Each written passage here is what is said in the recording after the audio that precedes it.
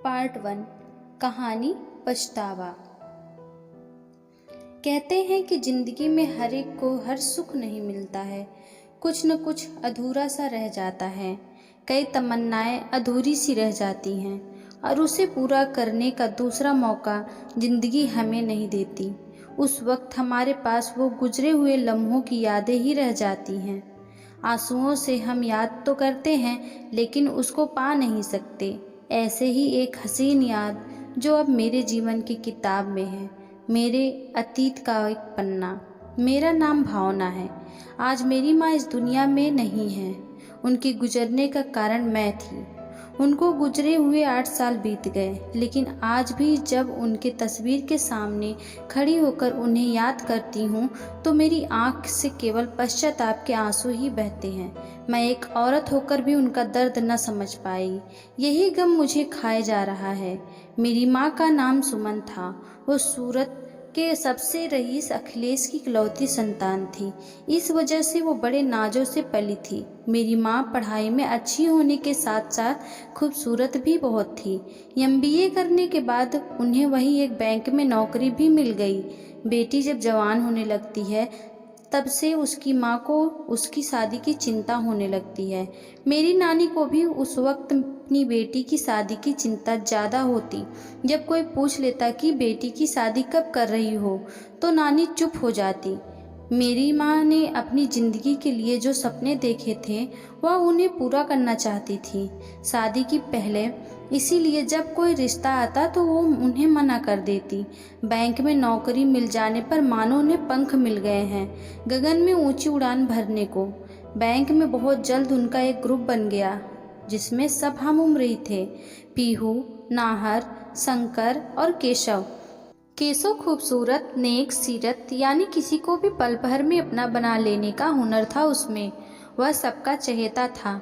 धीरे धीरे वो माँ का खास दोस्त बन गया और फिर दोनों में प्यार हो गया। सबसे छिपकर दोनों मिलने लगे। माँ घर पर झूठ बोलकर केशव के साथ ज़्यादा से ज़्यादा वक्त गुजारने लगी। आखिर एक दिन माँ ने नानी से अपने दिल की पूरी बात बता दी। पहले तो बेटी के मुँह से सारी बातें सुनकर उन्हें बहुत गुस्सा आया। नानी ने अपनी नाराज़गी भी जताई, लेकिन थी तो माँ ही। अपनी बेटी की खुशी के लिए मान गई और अपने पति को भी इस रिश्ते के लिए रजामंद कर लिया। अपनी बेटी की खुशी के खातिर उन दोनों ने केशव के माँ पापा से बात की। वह लोग भी खुशी खुशी मान गए। एक दिन शुभ दिन देखकर दोनों की सगाई कर दी गई। दोस्तों ने यह बात सुनी तो पार्टी की मांग की। केशव ने खुशी खुशी हाँ भर दी। शनिवार की रात उसके फार्म हाउस पर पार्टी थी। माँ अपनी सहेलियों के साथ वहाँ गई थी। वे वहाँ रात को रुकने वाले थे। रात 12 बजे म्यूजियम बंद हुआ और सबने खाना खाया। कुछ दोस्त वापस चले गए तो कुछ रुक गए। एक कमरे में लड़कों के रहने का इंतजाम था और एक कमरे में लड़कियों के रहने का इंतजाम था। इन सब में एक शख्स ऐसा भी था जो अपनी बेइज्जती का बदला पीहू से लेना चाहता था। उसका प्यार कभी कबूल ही ना हुआ था। ये उसकी तौहीन थी। जिंदगी भर उसे याद रहे, वह ऐसा सबक सिखाना चाहता था। वह मौका उसे आज मिल गया। उसने पहले ही देख लिया था कि कौन सी लड़की कहाँ सोने वाली है। सबके सो जाने के बाद वो उस पलंग के पास गया जहाँ पीहू सोने वाली थी। अंधेरे में उस लड़की के मुंह को दबोचा और उसे छत पर ले गया। वहाँ उसने उसका बलात्कार किया। अचानक से हुए इस हादसे से वो लड़की बेहोश हो गई। वह दरिंदा चुपचाप अपनी जगह आकर सो गया। माँ के कमरे में ना होने पर पीहू ने उन्हें बहुत ढूंढा। उनके न मिलने पर सबको जगाया। पीहू को अपने सामने देख वह दरिंदा चौंका।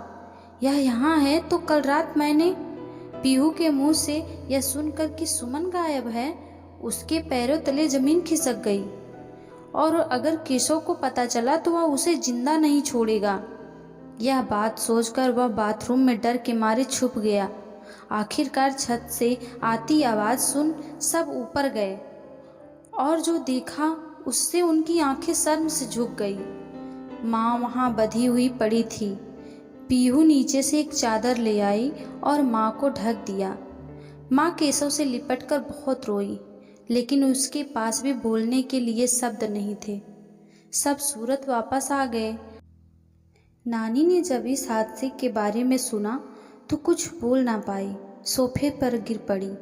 पीहू ने उन्हें आगे की कहानी पार्ट 2 में मिलेगी।